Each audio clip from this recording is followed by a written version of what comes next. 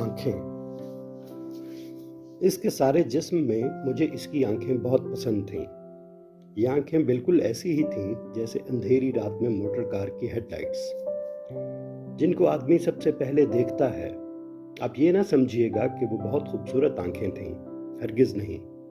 मैं खूबसूरती और बदसूरती में तमीज़ कर सकता हूँ, लेकिन माफ़ कीजिएगा, इन आंखों के मामले में सिर्फ इतना ही कह सकता हूँ कि वो बहुत खूबसूरत नहीं थीं, लेकिन इनके बावजूद इनमें बेपनाह कशिश थी। मेरी और इन आंखों की मुलाकात एक अस्पताल में हुई।